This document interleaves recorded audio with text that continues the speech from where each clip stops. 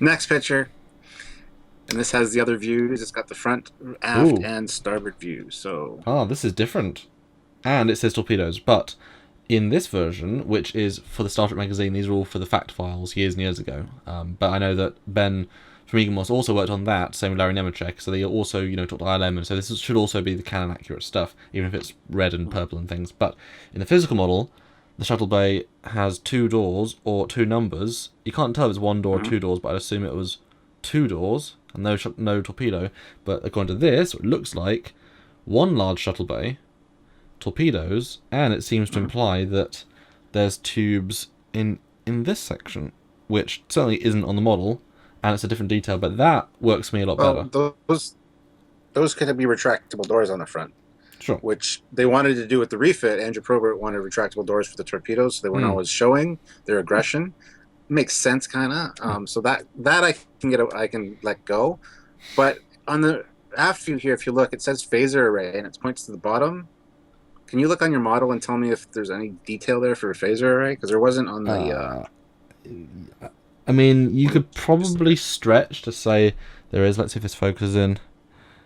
So if you look, there was a little line next to the black line, which is not painted. It's not anything, but it is a raised line, sort of. I think you could probably make the argument that was a phaser strip if you really wanted to. Hmm. That's a tricky one. A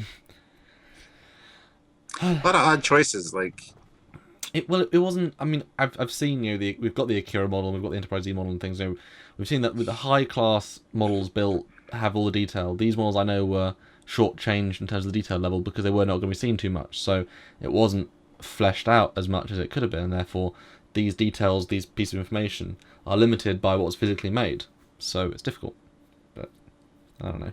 Do you think that the back should have one large shuttle bay door, like a big sort of Enterprise D style, main shuttle bay door, or two separate doors, as this one has? Probably. I kind of like the big door. Yep. I mean, the two doors looks good, but that just doesn't really make sense Mm. to split up a shuttle bay that's that size because we know it's not very big. And I think to have the one main door would be the way to go for that, And then personally. you've got, what if all of this bit is a big shuttle bay, and that makes it even more set for purpose. Hmm? It gives it a really interesting mission profile then, which will explain less weapons because it's not there for that sort of purpose. Maybe it's Could be full of fighters. yeah, full of fighters or full of rescue craft. Hmm. And the next photo is the full ILM orthos, so let's see if we can answer some of these questions. So, Looks like one big shuttle bay door on that one for sure. it does, yes. Has it still got the it's still got the detailing that could say 1 and 2. So I'm assuming they just creative license put the 1 and 2 in, but it's actually just maybe to tell people that it's part 1, part 2. I can sort of see a space for aft torpedoes. There's a hole there, black spot. There's just red paint looking like on the front of the ship. I can't see front torpedoes there. I don't really know what that's trying to be. I have no idea.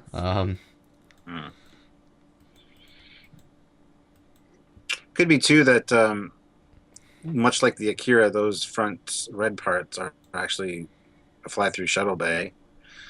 That's what I Like thought it would launch. be. That's what I conceived based on these. That what makes the most sense with those This doors, detail. like on your model there. Yeah. It almost looks like a door, yeah. I mean, I like it both ways. I like torpedoes or not, but also the blue areas aren't lit up fully in this one. So I think that's a bit of creative license they did for this because I don't really remember them being that blue. I like them. I prefer them being this blue. I like the completely see-through. Me too, yeah.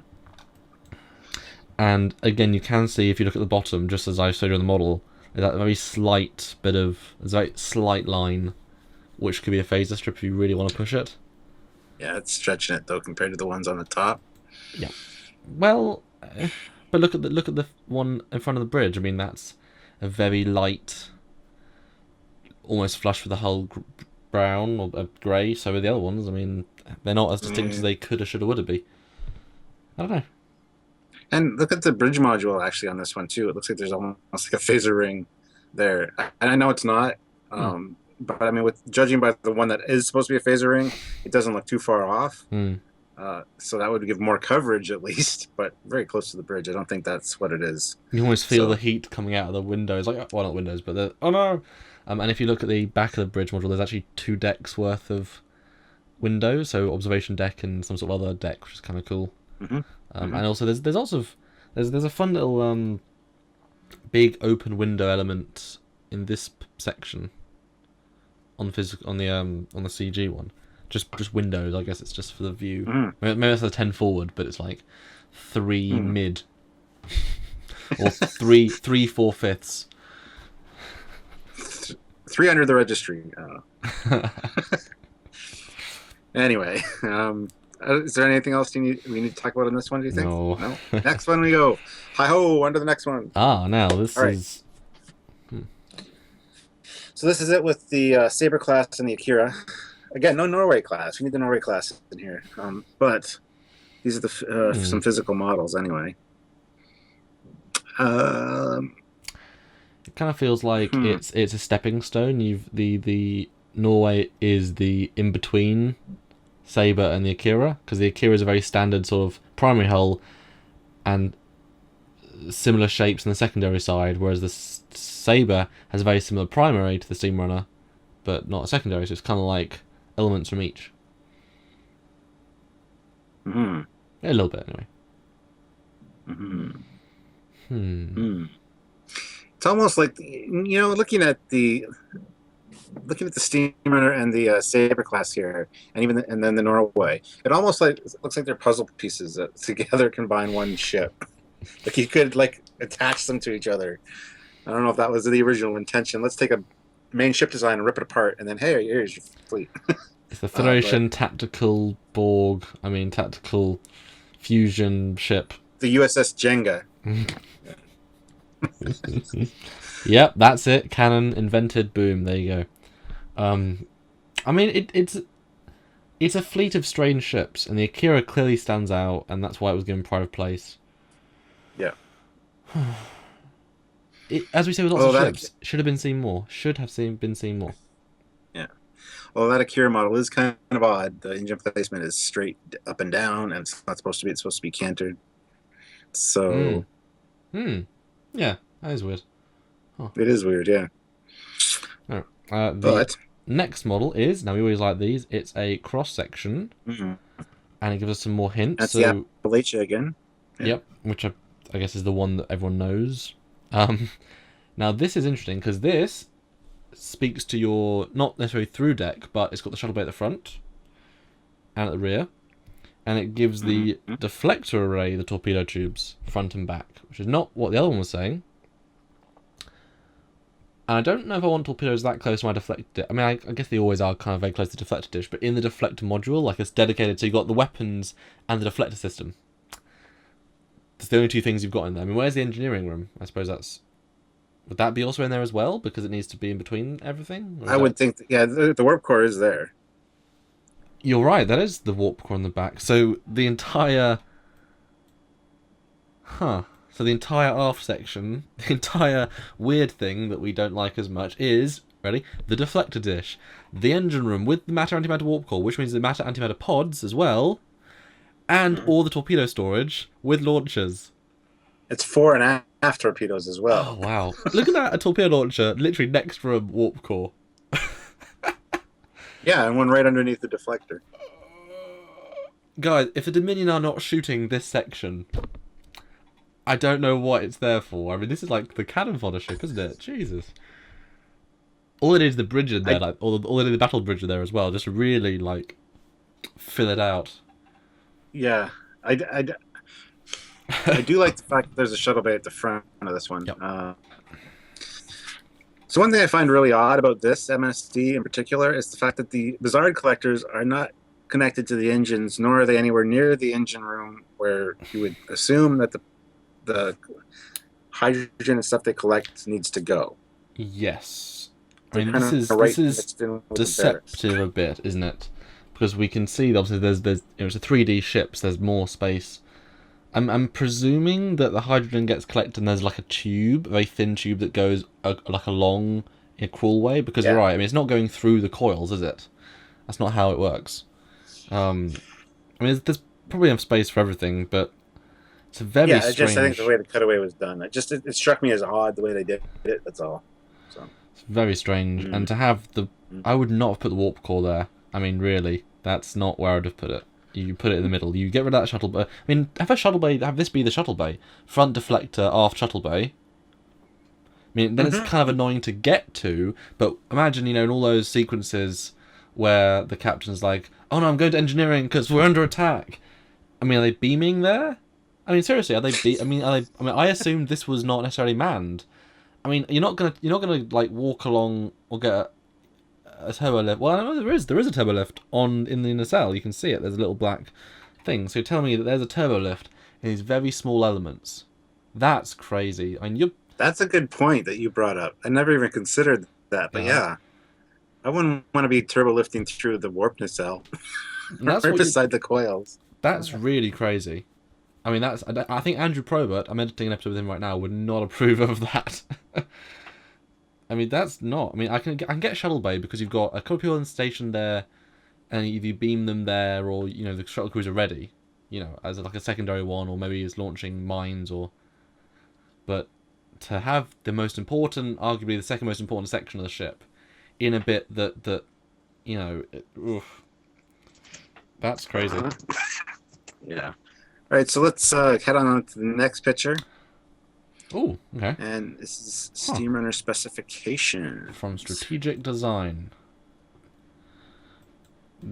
Different color palette, very clean and white, and you've got this has the warp core in the middle of the ship. Aha. Although it looks like a micro warp core at the back of the ship because it's got a red and a blue. It looks more like a Defiant style. So this is... or that almost looks like a torpedo launcher in a way too. Maybe? No, I don't know. That's more I would consider to be in that section. And you've got the warp core in the middle. So this one here, it's showing us it has 8 decks, which makes sense for the size, I guess. Although there does seem to be kind of a shuttle bay in the middle, which actually says fighter bay. Fighter Bay 1, and it's got a runabout in there. Okay. And then a small shuttle bay at the front, right above a torpedo launcher. And then another shuttle bay at the back. That's a lot to cram in here, plus cargo bays.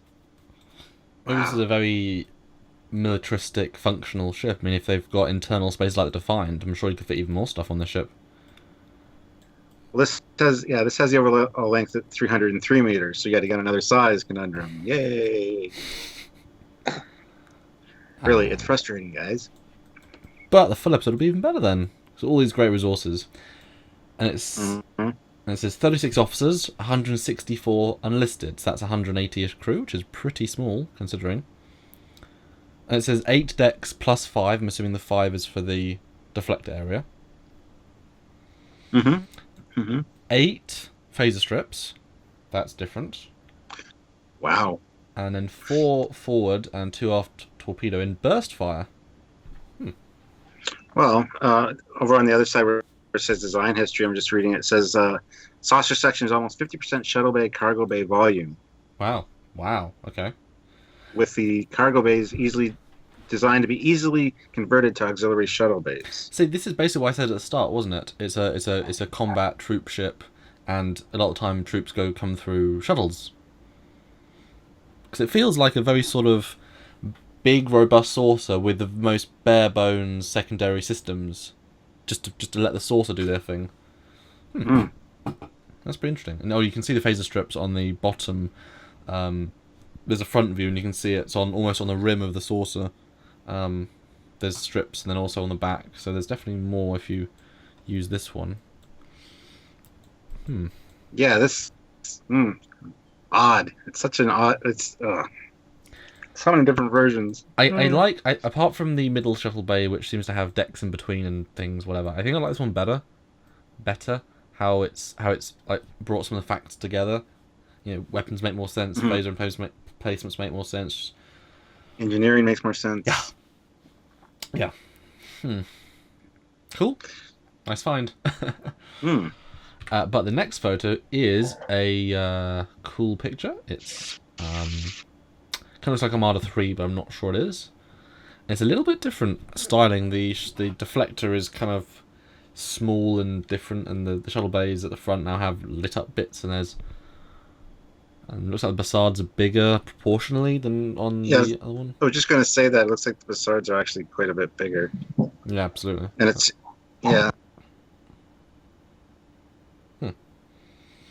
I mean, I don't know. I think does it work better apart from the deflector. I kind of like the bigger Bassards. I think it works a little bit better. Sorry. Yeah. I would have bulked out the rear of the nacelles a bit more, though. And they're very square.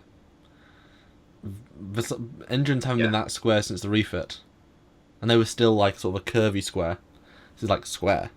Not a problem, but interesting. But again, here the nacelle details aren't lit up blue, so that seems to be kind of a standard thing that only your model kind of has different. Yeah, I just zoomed back to the ILM version, hasn't got that either. So yeah, I think that's sort of standard. Which I think it needs. I think that would really add something if those engines were a lot blue. I think that would really add something to it. Yeah, it would help. It would help with especially from the side, looking like a Starfleet vessel. Yeah. Cool. Well, let's move on to the next picture, and this is actually our last picture. This is from Star Trek Online. Mm-hmm. But what we're going to do with this photo is actually put it next to the real model to show sort of the differences and similarities, because it's interesting to see how the 2409 version looks and how similar yet not. Sort of bigger Bassards, different bridge module. Very similar, and it's quite close how similar, or it's quite good how similar it is. But what do you think about this version, the 2409 version?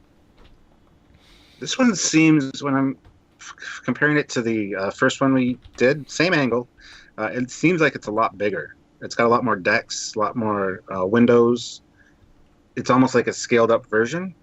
I don't think it would be the same size. I think it'd be actually larger than the. Because I mean, when you compare it to the other one, look at the windows. I mean, there's just so much. But then again, that's a Star Trek Online thing. There seems to be a lot of windows a lot of times in Star Trek Online. Yeah. So I don't know if it's the same size necessarily, but I get what you mean, but I do think that's just an aesthetic choice. I don't think that's thought through. Because if you're telling me that each one of those windows is a room / 2 for a room, that's a lot of, well, rooms. That would definitely need it to be bigger. Interesting. I think I don't like this one more. I don't like the muted orange rather than red of the Bassard, and I don't like the black detailing on the back. I think we talked about this before. I don't like the harsh contrast with black and the white. I think with one of those Star Trek Online episodes, they have a differentiation in tones. I didn't like that stark difference. I liked other things. You know me. Just, Yep. That's my gut. Yep. So, yeah. So, bottom line here, this ship for me just doesn't work. Those Bassard collectors take up too much room in the hull, where you could have like quarters and stuff in there. Plus, they're right above the Bassard collectors, just phaser arrays. That seems dangerous. Yeah, actually. Plus all the size conundrums. Plus all the just doesn't make sense. Plus there's a lot with this ship that needs to be fixed, in my personal opinion. Doesn't mean I'm right. I am the captain, but there are admirals out there, so you're not at the top of the chain of command. Me. Yeah, those damn. So what are your thoughts on this ship overall, though? Yeah, I'm pretty much mirroring your thoughts. I think, basically what I said at the start, I like the saucer. I think it's very odd from the side. I don't know why. I don't even know if we actually see it in the movie doing a distinct. I think we do, but maybe they just didn't detail it enough, or they didn't think what would be on the bottom, so they just left it. I think if you had a secondary hull, it could really make this ship feel great. I guess it'd be a bit too similar to other things, but that's not a bad thing. But I think I'd definitely love to talk to Asiego about this and really get more details and know what exactly he was thinking. I think it's probably the weakest of the Wolf 359 First Contact ships. Although I guess Sector 001 battle. Yeah. First Contact ships. And yeah, but it's still interesting. I don't mind the integrated facades. I really don't. I think that works just fine. And like we said as well, the concept where they're underneath but the deflector's on top would be spot on pretty much. So yeah, that would totally improve this in my eyes. Yeah. But here we have Canon, so. And that is it for another Trekyards mission briefing, your weekly dose of Trek goodness. You guys have asked for all the first contact ships, and we're almost through them in terms of at least featuring them. And then we'll do the full episode, hopefully get some designers for these, and have some more fun and really nail the details down as we do on Trekyards. So if you want to support this show, please go over to trekyards.com, click a lovely little donate button, and then type in a little amount, on your keyboard, the 1, the 2, the 3, the 4, 5, look at the keyboard now, even the 100, whatever you want, just type in and say donate, and it'd be amazing. Or if you want to be a regular supporter and actually help us to keep the show going as long as we can, as long as you want us to go, and go over to Patreon, which is it's a monthly donation service where you can give as little as you want or as much as you want, and it helps the show keep going. And we'll keep making them as long as you guys keep supporting us, because it takes a lot of time, but we want to do it. Because we love you guys, and you love us. Hopefully. And that is it for this week's Trekyards. Let us know what you think of the ship in the comments below, and we'll see you next time. This is Commander Cockings with his Steamrunner. And Captain Foley without my Steamrunner, because I don't have one or like it. So. Well. Bye, guys. Bye, everybody.